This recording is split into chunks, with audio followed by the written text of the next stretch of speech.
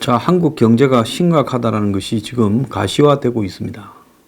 삼성전자의 1분기 실적이 시장 기대 수준을 하회한다고 지금 예상이 나왔습니다. 공시 자료가 나왔어요. 그래서 어닝 쇼크, 어닝 서프라이즈 하면 기대보다 훨씬 많이 벌은 거고, 어닝 쇼크라는 것은 기업이 기대보다 훨씬 미달됐다. 자, 그런데 지금 삼성전자의 1분기 영업이익이 전년 대비 50%좀 줄어들었을 거다. 그래서 반도체 영업이익은 지난해 1분기에 11조인데 반도 아니고 아예 4조 원 정도로 줄어들었을 거다. 이렇게 지금 이야기가 나오고 있습니다. 자, 그래서 전체적으로 지금 한국 최고의 기업 삼성이 지금 실적이 악화되고 있다라는 이야기가 지금 등장을 하고 있습니다. 여기에 반도체, 석유 등 주력 품목이 지금 부진에 빠지면서 지난 2월 달에 수출이 물량이 감소하고 금액이 하락을 했습니다. 한국 경제 교역 조건이 15개월 연일 지금 악화 일로로 가고 있습니다. 그간하면 한국 같은 나라에서 수출 물량이 주는 일은 별로 없는데 지금 그것이 가시화되고 있다라는 겁니다. 부터 갑자기 미국의 장단기 금리가 역전이 되었습니다. 그러니까 이 장단기 금리의 핵심은 그 채권에 대한 이 부분인데요. 10년물 국채 채권이 이렇게 금리가 떨어집니다. 채권 금리가 떨어진다는 것은 채권이 인기가 있다는 거죠. 채권의 금리가 높다는 것은 인기가 없다는 겁니다. 그래서 원래 보면 눈앞에 채권의 금리가 낮아야 되고, 그리고 10년, 20년 뒤에 채권의 금리 그건 높아야 되죠. 왜? 사는 사람이 별로 없으니까 금리가 높다라고 흔들어야 가서 사줄 거 아닙니까?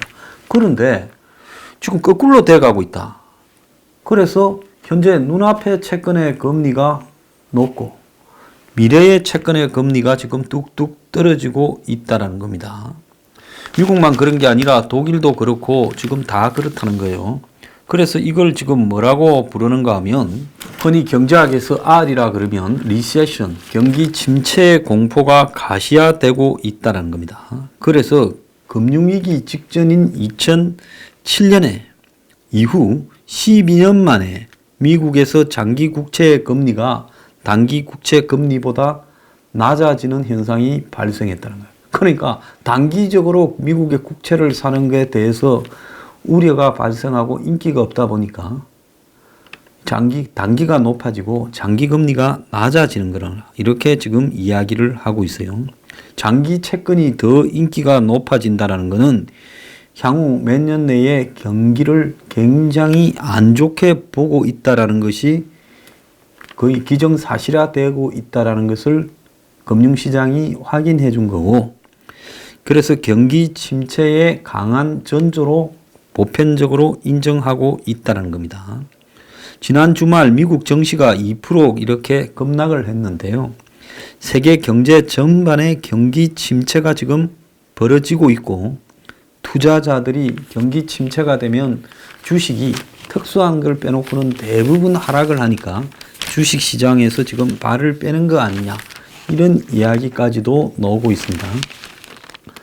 자, 그래서 뉴욕발 이 R의 공포, 리세션, 경기 침체의 공포가 이렇게 덮치면서요. 한중일 증시가 일제히 하락을 했습니다. 자, 금요일날 미국의 국채가 장단기 금리가 역전되는 것을 보고, 또 독일의 10년물 국채가 마이너스로 가는 걸 보고, 유로존의 제접 지수가 하락하는 걸 보고, 미국 유럽의 악재가 한꺼번에 터져서 어제 코스피가 1.7%나 하락을 했고, 일본의 나케이는 3%.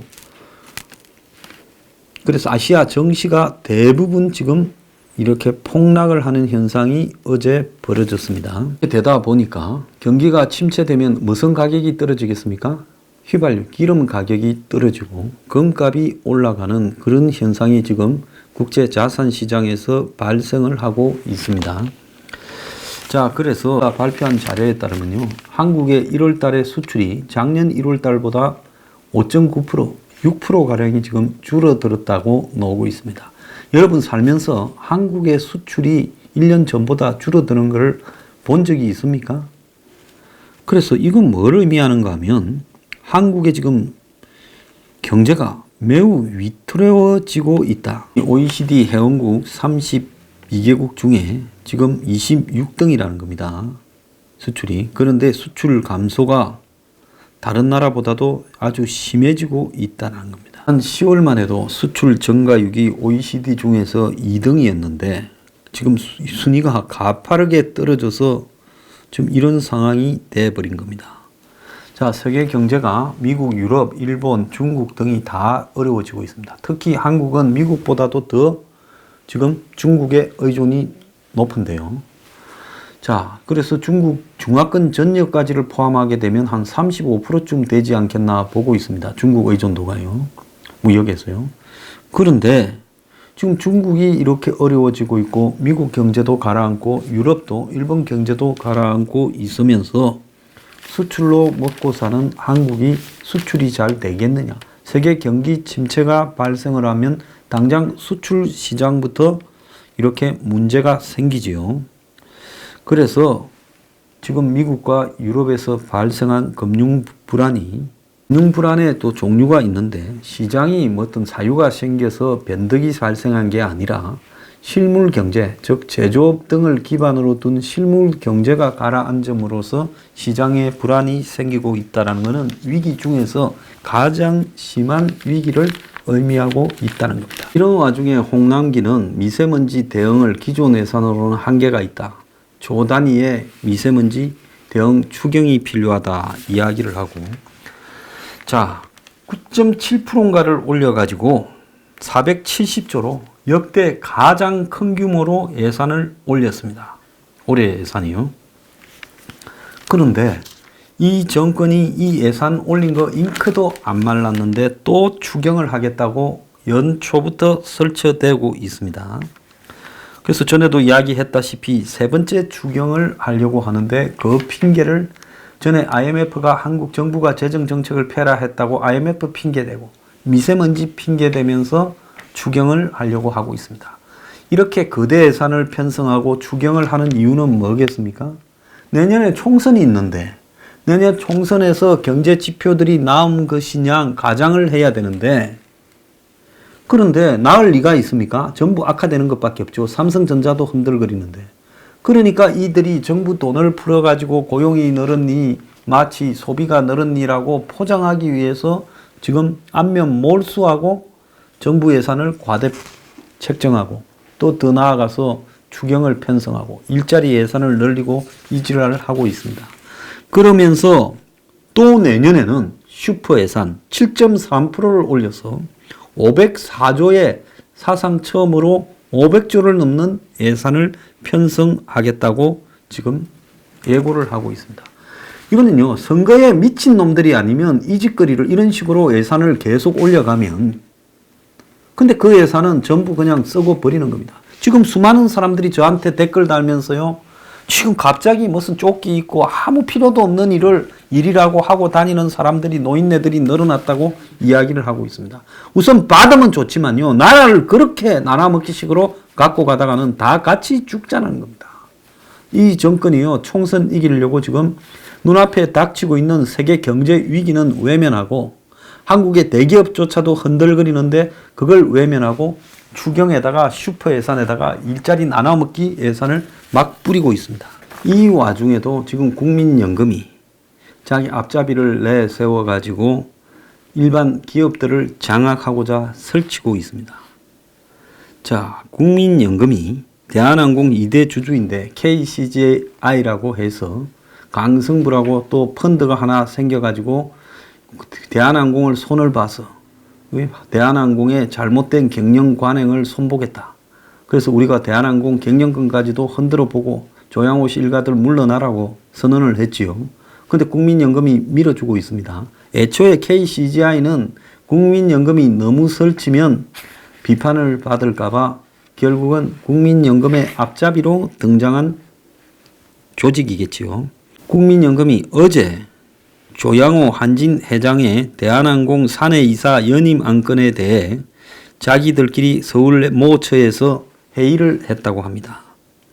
자, 그런데 회의 결과 그래도 양심이 있는 사람들이 있어가 4대 4였다는 거예요. 국민연금 산하에 수탁자 책임 전문위원회라고 전문위원회가 있는데 거기서 국민연금이 맡긴 주식을 사놓은 회사 등에 대해서 어떻게 할 건지 이런 거를 결정하는 조직이라는 거예요.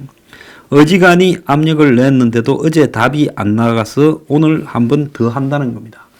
대한항공의 주총은 27일 내일 한다고 합니다.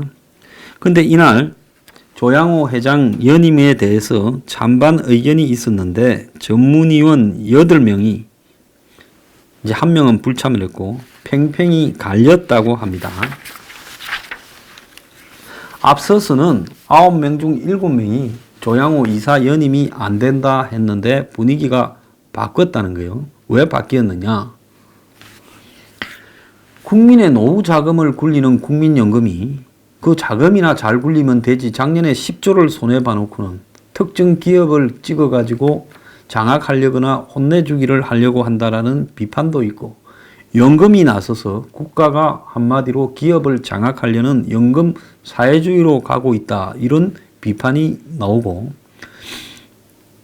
최근 주총에서 일부 기업, 정부가 찍어놓은 기업에 국민연금이 스튜어드십 코드를 행사한다고 정부가 원하는 조건들을 가지고 반대 표결을 하려 했는데 여러 기업에 갔다가 깨져 버렸습니다. 자, 일감 몰아주기로 과징금을 부과받고 배임 혐의가 있는 현정은 현대그룹 회장의 현대엘리베이터 사내이사 연임 안건에 대해서도 기권 투표를 하기로 결정한 국민연금의 기준이라면 그러면 조양호에 대해서도 기권 투표를 해야 되는데 자, 현정은에 관련한 기권 투표에 있어서 영향력을 좀 행사해 보려다가 발을 살품 뺀 느낌이에요. 근데 지금 조양호 회장 일가에 대해서도 사법부에서 유무죄 판단이 나오지가 않은 상태입니다. 그렇잖아요.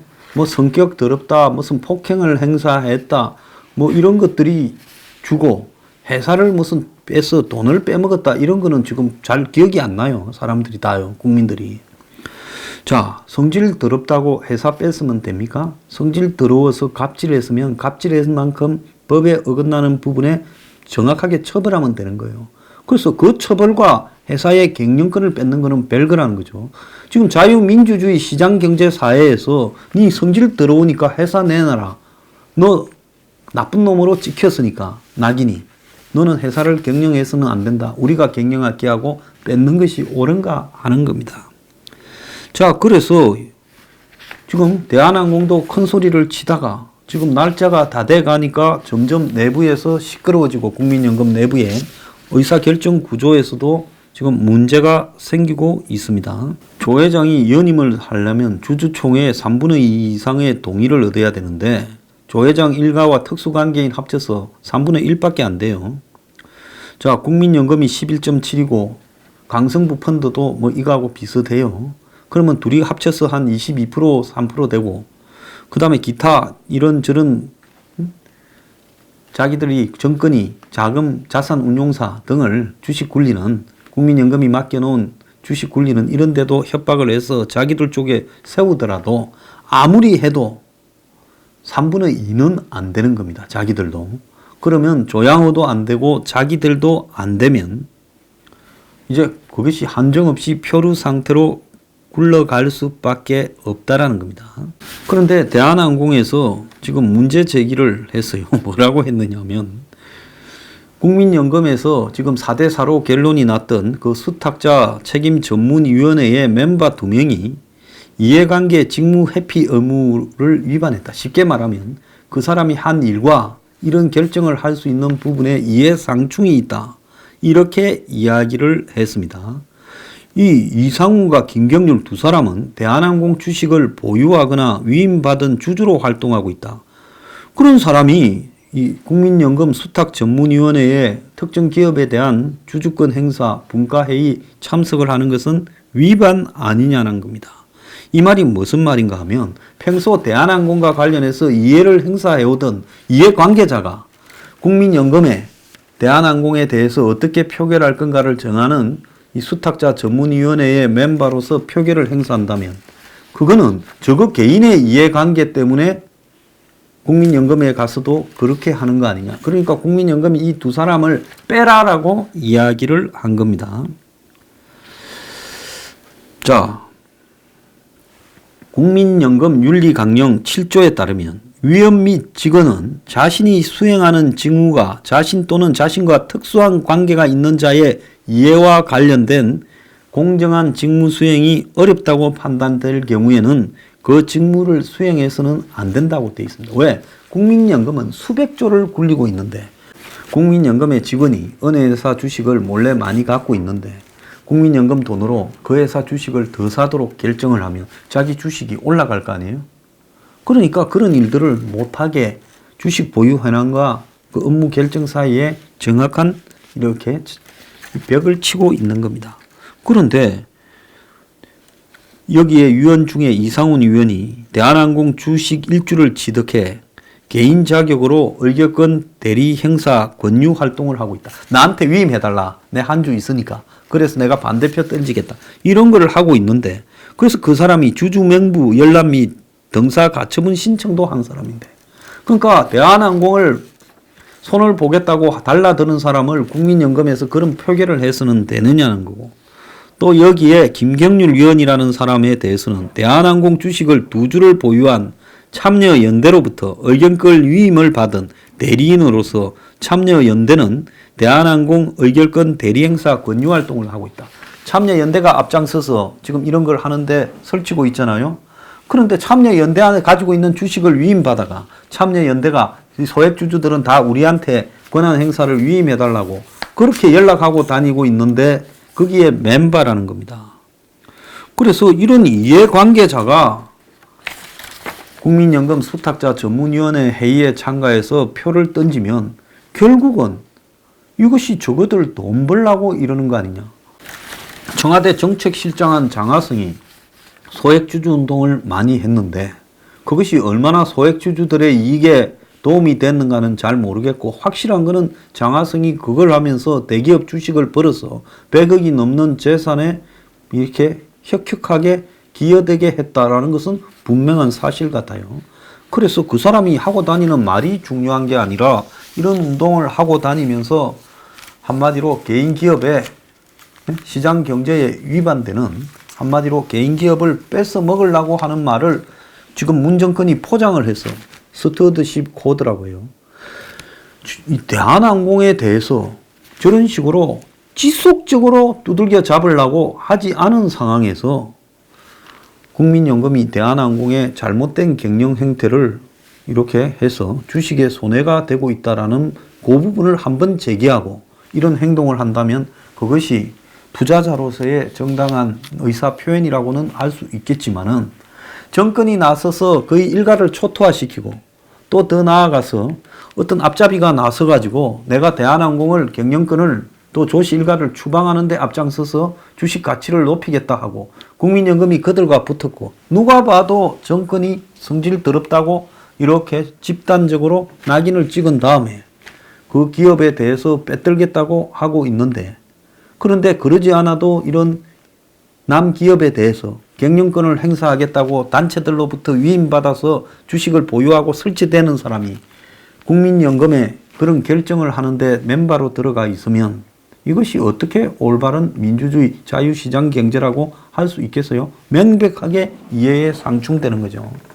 자, 어느 날 세상이 좋아지면 국민연금의 스튜어드십 코드라는 말을 누가 끄집어냈고 무슨 의도로 이런 짓거리를 하는가에 대해서 명확하게 조사해서 한마디로 법적 처분을 해야 된다고 봅니다. 이것은 분명히 특정 기업을 뺏어 먹으려고 하는 정권의 의도와 관련돼 있다. 그러지 않으면 이렇게까지 할 이유가 없다. 대한항공 일가의 잘못은 잘못대로 엄격하게 법적으로 별도로 처리를 해라. 그렇지만은 그걸 가지고 이런 식으로 매도한 다음에 회사 뺏어 먹으려고 하는 것은 대한항공에서 끝나는 문제가 아니라 좀 있으면 이제 삼성도 지금 진행 중이잖아요. 이부진이 프로포폴이 결국은 뭐겠어요?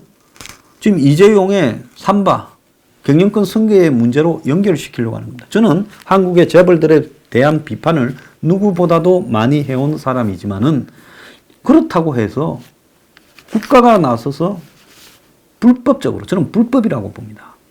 불법적으로 이렇게 기업의 경영권을 뺏으려고 하는 것은, 이것은 민주주의와 자유시장 경제 국가가 아니다. 이건 사회주의다. 그건 안 된다라는 입장이 확고합니다.